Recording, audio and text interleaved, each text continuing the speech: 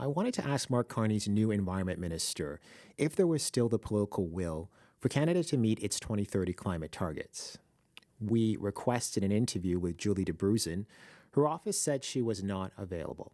In a statement, DeBruzen's press secretary says Canada is committed to reaching net zero emissions by 2050 and, quote, taking into account the evolving global and economic context, the federal government will provide an update on its emissions reductions plan as we strive towards our 2030 and 2035 targets. So, to discuss where Mark Carney stands on Canada's Paris targets, 2 points of view. Oliver Anderson was the Director of Communications to the former Environment Minister Stephen Guilbeault. He's now with the water charity Aqua Action. Shannon Joseph is an Energy Forum Fellow with the Canadian Global Affairs Institute. She's also the chair of Energy for a Secure Future based in Calgary. Thanks for joining me. Thanks, David. Thank you. Shannon, according to polling, Canadians still care about climate change, but it dropped on the political agenda. Why do you think it's become less of a priority? I think that, when Prime Minister Trudeau was in the height of his mandate, the focus, like his everything policy, was climate. It was the economic policy, it was the foreign policy, it was the housing policy.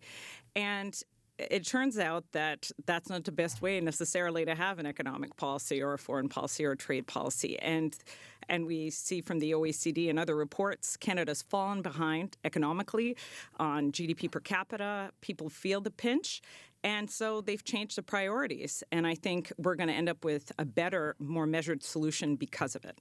Does the political will still exist on this issue, Oliver? I think it does. I mean, we know that the Prime Minister is somebody who is deeply committed to this issue, having served as the special envoy to the UN on climate. And I think that he's been clearly elected on a mandate for economic growth and to build projects. I think that there's a process of recalibration right now. We need to resolve the issue of the United States trade negotiations. But there's going to be a way forward for us to still arrive at some of those same outcomes and maybe just get to it a bit of a different way. And probably that's going to be more through investment, economic measures, fiscal measures.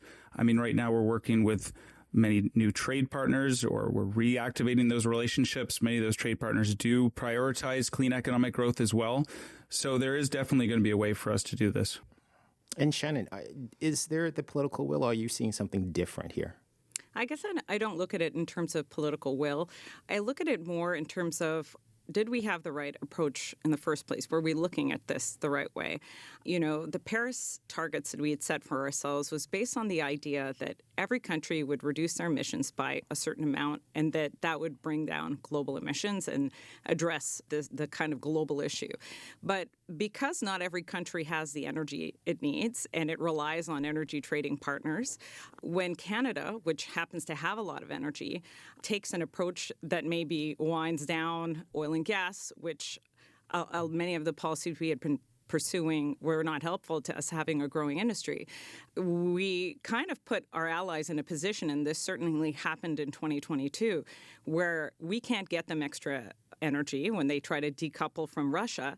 And so they all end up burning more coal. Like Asia burned more coal. 2023 and 2024 had the record use of this highest emitting fuel.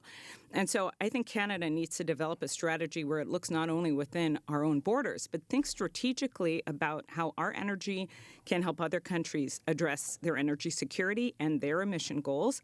And I think that will also raise our standing in the world, and that is an important thing for us to be thinking about. Oliver, you were in the room. Did the former government get the strategy wrong here? Well, I think that it's a blend of different regulatory approaches, financial approaches, fiscal approaches that have always been the defining, I think will be the defining legacy of the Trudeau government. And many of those, were successful. We have moved forward on a lot of different, we've made significant progress on meeting our climate objectives. Remember, our emissions are now down 8.5% below 2005 levels. So we have actually successfully bent the curve on emissions. So in that respect, yes, they were successful. Are there areas where they can be improved? Of course. Are there areas where we can look at perhaps new measures based on the new current context that we face? Absolutely. And I think that there's going to be a lot of scope for the government to do that in a way that will be able to bring on board the sort of national unity with provinces and Canadians alike in a recalibration of industrial strategy. Before he was prime minister, Mark Carney's views on climate change were well known. He was the UN Special Envoy on Climate Action and Finance, as you mentioned. As prime minister, his first action was cutting the carbon tax, though. Do we really know where he stands when it comes to meeting Canada's climate goals? We know that he's somebody who's deeply committed to the realities of a changing climate and what's needed to ensure we're building out cleaner, renewable energy as much as possible, supporting Canadians and workers alike when we do it. I think that is kind of the defining challenge of our time. We, I think, are in a situation now, again, where he was clearly elected on a mandate to deal with the United States' trade negotiations, and that is sort of the first priority for him, and to build out our infrastructure nationally. And as he's right now also working with bureaucracy to ensure that they, reduce spending internally, that we find a new recalibration of industrial strategy, which is going to work to get us to our goals. We haven't seen that they're prepared to abandon any goals right now. We want to see what it is that they are going to change in order to still get us to that end, and perhaps through different kinds of tools. It's more of a focus on the outcome than the specific tools themselves. How about you, Shannon? Do we have any signals on where Carney stands on his approach to tackling climate change, or is it relatively unknown right now? I think the most important direction Prime Minister Carney has come out with is build, baby, built. And it couldn't have come, sooner. I think that to me is a message of he might still have a commitment to the climate agenda of the previous government, but he recognizes that we need to diversify our trade. We now want to spend more on defense. We want to grow our economy and not be second last in the OECD on GDP per capita. What is that going to take? And I think that takes balancing all of these policy goals together in a way that the costs and benefits work for us. I think we can't forget that before the last election, the agriculture sector was sounding the alarm about how expensive some of these policies made the fuels they needed as a key input for production. The manufacturers, the chemistry folks, of course, oil and gas and others were sounding the alarm. We are losing capital. And I don't think those calls were taken seriously before. I think Prime Minister Carney is now paying attention. And the fact that he wants to build is fundamental because every province in the country needs more electricity. British Columbia, hydro province, imports energy. And for the last 3 years, it's been importing U.S. electricity, which is cold power, and sometimes gas power made from gas that we ship them. And so there have been some real gaps. And we need to really think about how are we going to build the things we need to do any of these things. And I'm glad it's now a serious priority. Mm-hmm. Shannon, I just want to stay with that build, baby, build agenda that Carney has. Yes. Part of that agenda is supporting an oil pipeline, something I would imagine your organization is not against. So how does Carney thread that needle? How does he thread that needle while still trying to bring about this massive reduction in emissions that Canada needs? I mean, he threads that needle first looking at what is this going to do for jobs and opportunity in Canada?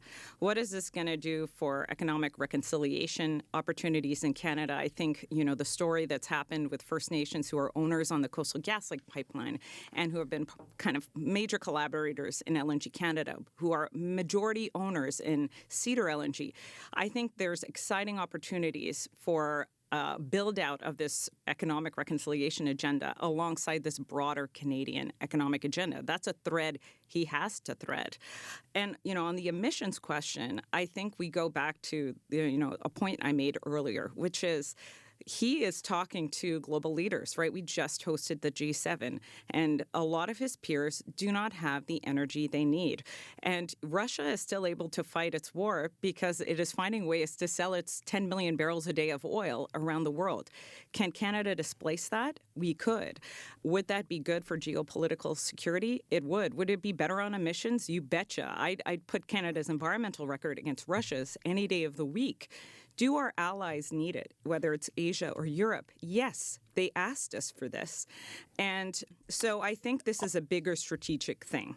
I wanted also just to add that, I mean, I feel that some of the debate around building pipelines is a lot of overheated rhetoric. I mean, firstly, your guest referenced projects, for example, Cedar, wood fiber, LNG.